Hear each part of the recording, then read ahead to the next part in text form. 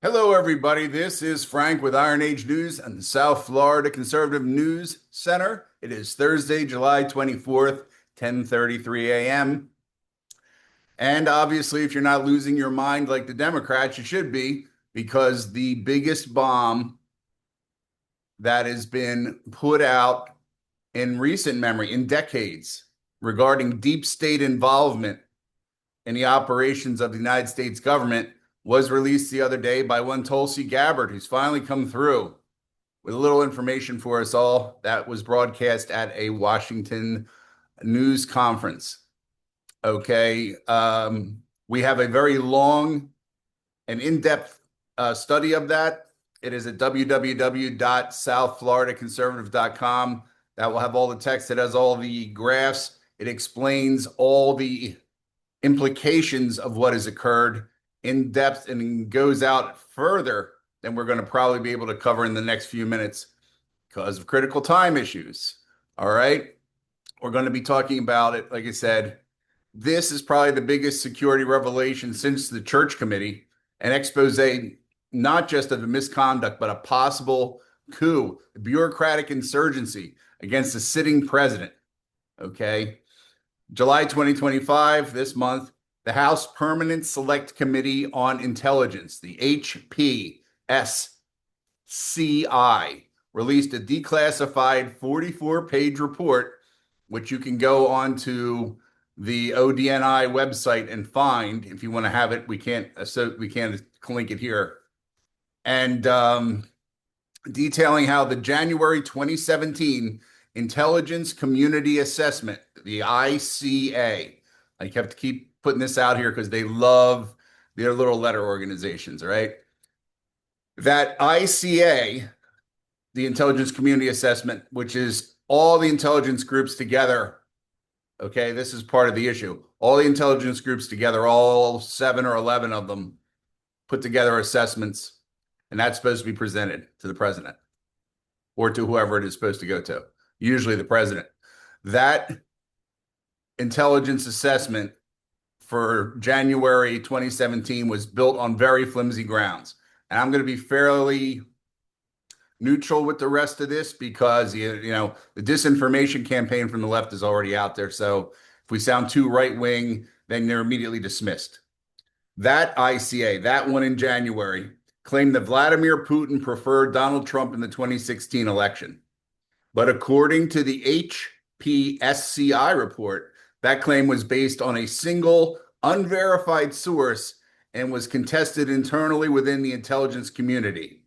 Yet, despite the dissent, the conclusion made it into the final document, which was rushed, politicized, and as we now know, was weaponized. Okay. The ICA wasn't born organically. It was directly that particular one. When I say that one, that particular one was not born organically. It was ordered directly by President Barack H. Obama in December of 2016. According to the HPSCI report, its production was steered tightly by CIA Director John Brennan with the help of FBI Director James Comey and DNI head James Clapper. These names, as you know, show up much later in the Donald Trump witch hunt and continue in there till their termination. Agencies that may have offered alternative perspectives, like the DIA and the State Department's INR, I believe the NSA as well, were intentionally left out of the loop. This is not and was not standard intelligence vetting. This was crafting of a narrative amongst friends, okay? Operational fallout once published. What am I saying? Once published, the ICA didn't just live in the headlines. It infiltrated the machinery of government.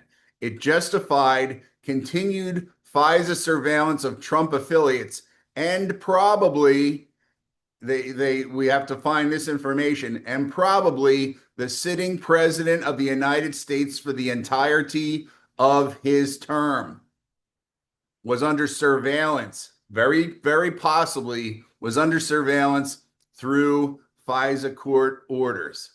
It also gave the DOJ ammunition to keep investigations open against Trump, get him however you can get him because he's a Russian asset. It allowed intelligence agencies to selectively brief or not brief the president on current world issues. This is also a major issue. If you decide that you're not going to tell the president the real story about something because maybe he's involved with the Russians, you are withholding information from the commander in chief of the armed forces. He's the head of everything. And you've decided on your own with no justification except for this little document that you're not going to do it, right? And at the Pentagon, it appears to have contributed to the outright refusal to carry out orders regarding troop withdrawals from Syria and Somalia. Remember Mark Milley, right? If these reports are accurate and the HPSCI document is detailed, they paint a picture of not just subordination, but systematic disobedience within the national security state. I say a coup. I have said a coup since day one. A number of other people have too. They overthrew the United States government in Trump's they were moving to do it in Trump's first term, and they did it by having him unelected in his second term. And now that he's in his third term, things are starting to be in what we call in the Latin term, fuck or fight. Okay?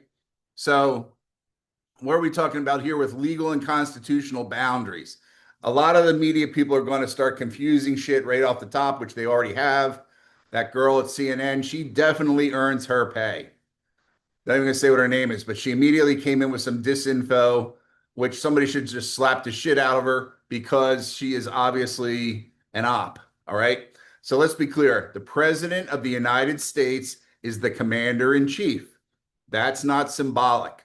Under Article 2 of the Constitution, his lawful orders, especially related to national security, are binding.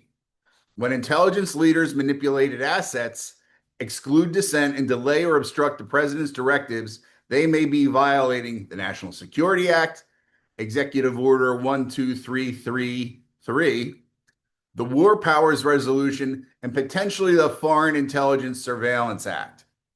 These are the really stuff that they shouldn't be doing, but they have probably done.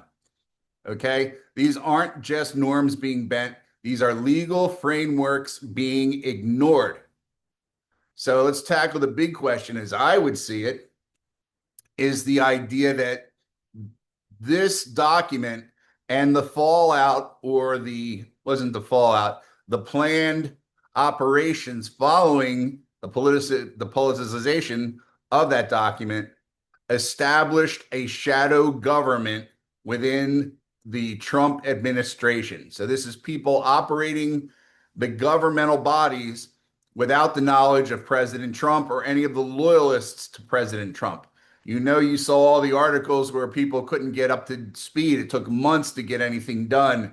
An incredibly hostile environment to the incoming people, down to like the guy who brings the newspaper in, right? That was what was there. It was an entrenched bureaucracy. You still see it today. We're not talking about a cabal in a basement. We're talking about a system where entrenched officials in the intelligence and defense departments, operating under a veneer of legality, carried out their own policies regardless of the president's intent. That is the definition of a parallel government. And what's worse, they did so with the moral cover of the very institutions designed to protect our democracy. This isn't about left versus right. This is about elected authority versus unelected power.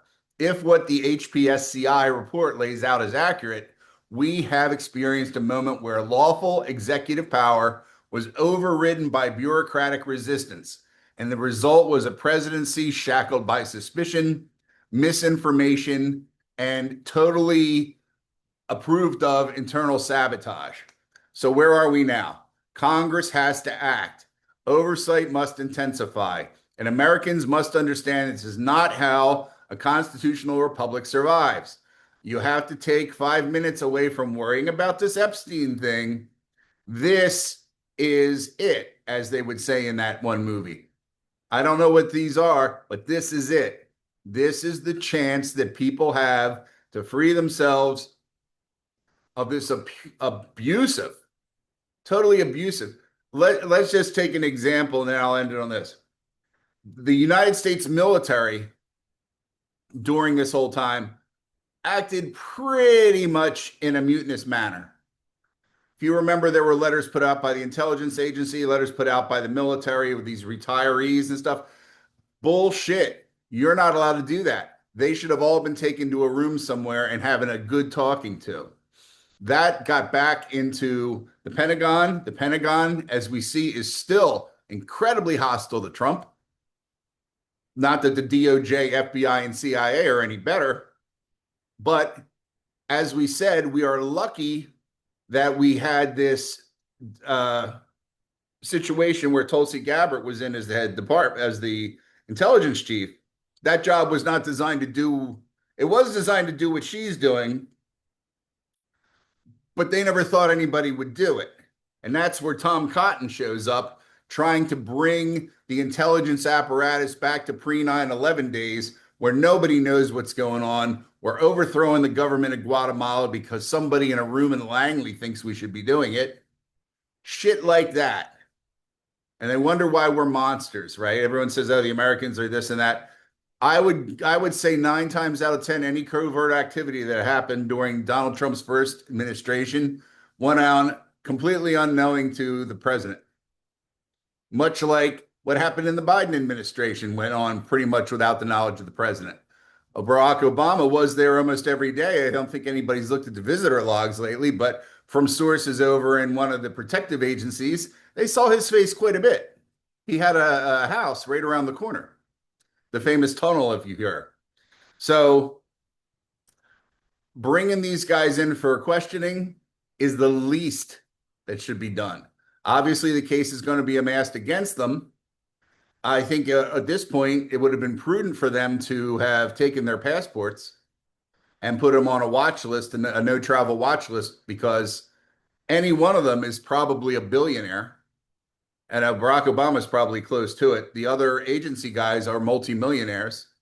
So they can flee to any other country because they can give up information that's valuable, right? So they are worth something to somebody else. They're worth something to the Chinese for sure. They're worth something to the North Koreans for sure. Indonesia, let's think of anybody else that's out there. Probably one of the Arab countries, right? The Qataris.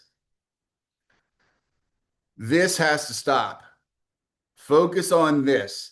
The other things, I had said that to a fellow this morning. The other things that you're worried about with the Epstein thing, it's amazing how all of a sudden the president's name is mentioned a lot because they knew this was coming. I would applaud Chuck Grassley as the man who's had the plan all along. I saw it during the hearings when the occupation government was in, and that he knew a lot more than he let on. And he is sort of piecemealing it out there, I guess, because he's afraid. And he should be. People are getting killed, right? People are getting their lives ruined. So I'd like to shake that man's hand for all he's done and shake the neck of a few of the other ones. But that's what you're going to get out of this. Go on the site itself. You can look at the document. If you are familiar with how the AI machines are, you can feed the pages in and pick out what it is that you really want to know, and then look at those sections. Don't let it summarize those things. If you want to know when the guy says the sky is blue, point me to the paragraphs where it says the sky is blue. Don't fall for letting the AI system think for you. It's not good at it. It's not good at it when it comes to this stuff, especially because it has a preconceived notion that the Democrats do nothing wrong. It's just how it is. So anyway, that's all for now. I don't think we'll see a huge amount more. There was also a 200-page dump of documents that were declassified and Tulsi Gabbard put out. I didn't see them right on the ODNI site, but it's actually the dni.gov. is Department of National Intelligence or Director of National Intelligence.gov, dni.gov. and you can find a lot of stuff. There's also some other interesting news articles on there that haven't made it into the news, but it would be suggested you look at that. This is the important one. This was the overthrow in all but dragging him out of office of Donald Trump during his first presidency. And it was all contrived by Obama. He's not a dumb man. Don't ever think the man's dumb. He's dedicated to his cause. So that's about all. Have a good day, and we will talk to you later on. Goodbye.